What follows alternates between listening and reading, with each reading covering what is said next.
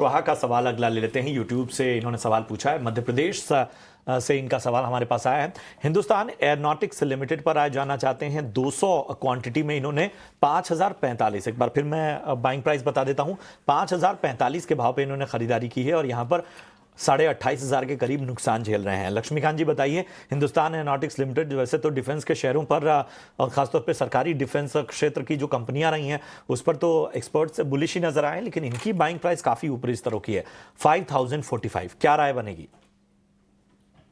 देखिए, मेरे ख्याल से जब इन्होंने बाइंग किया था उसके बाद से ही सेलिंग प्रेशर देखने को मिल रहा है स्टॉक में। हालांकि निचले लेवल से यहाँ पे रिकवरी देखने को मिली है, पर अगर हम वीकली चार्ट्स पर पिछले 5 से 6 हफ्तों का ट्रेंड देख रहे हैं तो यहाँ पर बहुत ही नैरो रेंज की कैंडलस्टिक फॉर्मेशन बनती हुई दिखाई दे रही है। हालांकि ओवरऑल जो ट्रेंड है वो बुलिश ही है, क्योंकि वीकली चार्ट्स पे भी एक बुलिश क्रॉसओवर दिखाई दे रहा है 20 और 50 डीएमए का। बट जो ब्रेकआउट लेवल्स हैं वो आते हुए दिखाई दे रहे हैं 5150 के ऊपर। तो 5150 के ऊपर अगर एक डिसाइसिव ब्रेक थ्रू मिलता है, वहां से फिर एचएएल अपने अपसाइड मोमेंटम को रिज्यूम करेगा। फिर वहां से हमें 5700 तक के लेवल्स हम देख पाएंगे। अभी एक स्टॉप लॉस इनको लेकर चलना चाहिए, जो कि आता हुआ दिखाई दे रहा है 4400 का। तो मुझे लगता है कि स्टॉप लॉस के साथ ये होल्ड करें, क्योंकि ओवरऑल जो स्ट्रक्चर है वो बुलिश ही है। बट जो फ्रेश बाइंग मोमेंटम है 5150 के ऊपर आएगा, वहां से फिर 5700 की जर्नी ये स्टॉक कवर कर सकता है। और राइट, क्रश ऑप्शंस के चैंपियन का रुख करते हैं।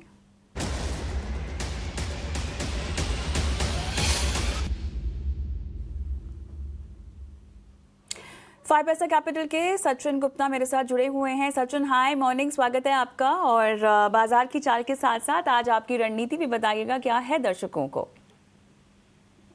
Very good morning Kavita ji. Well, बाजार की चाल की अगर बात करें सबसे पहले तो लाइक ओवरऑल जो बायस हैं वो अभी भी पॉजिटिव साइड में। आज इंट्राडे में जरूर हम कुछ स्लाइड डिप्स मार्केट के अंदर देख रहे हैं एंड मुझे लगता है लोअर साइड में अच्छे सपोर्ट्स अभी भी इंटैक्ट हैं। जब तक सपोर्ट्स इंटैक्ट हैं मुझे लगता है बाय ऑन डिप्स की स्ट्रेटेजी कंटिन्यू करनी चाहिए। निफ्टी में अगर सपोर्ट की बात करें तो इमीडिएट लेवल 25,500 है, उसके नीचे 25,300 पर भी एक नेक्स्ट सपोर्ट एरिया बना हुआ है। तो ये दोनों सपोर्ट लेवल्स काफी इंपॉर्टेंट है निफ्टी में। वाइल बैंक निफ्टी की अगर हम बात करें तो इमीडिएट आज इंट्राडे के लिए 57,180 एक इमीडिएट सपोर्ट लेवल्स नजर आ रहे हैं और मुझे लगता है जब तक ये सपोर्ट्स होल्ड है पूरी पॉसिबिलिटीज है एक फर्दर रिबाउंड की दोनों ही इंडाइसेस में। अब बात करते हैं स्टॉक स्पेसिफिकली और ऑप्शंस की रणनीति की।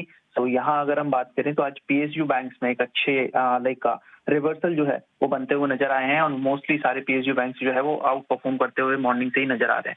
आज का ऑप्शन का रणनीति पीएसयू बैंक से बैंक ऑफ बड़ौदा में सजेस्ट करूंगा 250 का कॉल ऑप्शन यहाँ पे बाय करने की सलाह रहेगी।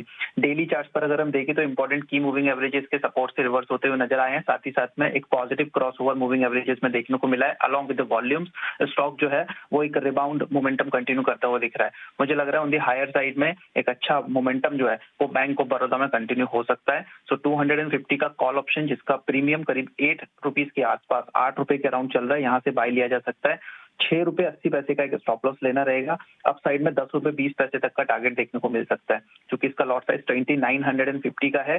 तो यहाँ मैक्सिमम लॉस 3,510 रुपए की होने की पॉसिबिलिटी है, वहीं मैक्सिमम प्रॉफिट 6,435 रुपए तक देखने को मिल सकता है। चलिए सचिन, आपने यहाँ पे बैंक ऑफ बड़ौदा में रणनीति बताई है। स्टॉप लॉस आप 86 का बता रहे हैं। अधिकतम मुनाफा जो आपने आंका है वो 6435 का है, नुकसान 3510। बहुत बहुत धन्यवाद सचिन, आपने समय दिया, रणनीति बताई। और चलिए इसी के साथ अब वक्त भी हो चला है छोटे से ब्रेक का, लेकिन उससे पहले एक रिस्क डिस्क्लोजर दर्शकों के लिए, क्योंकि एफएनओ ट्रेडिंग में जोखिम इन्वॉल्व होता है, लिहाजा आपको सोच समझ कर ही आगे बढ़कर रणनीति बनाने की सलाह दी जा रही है।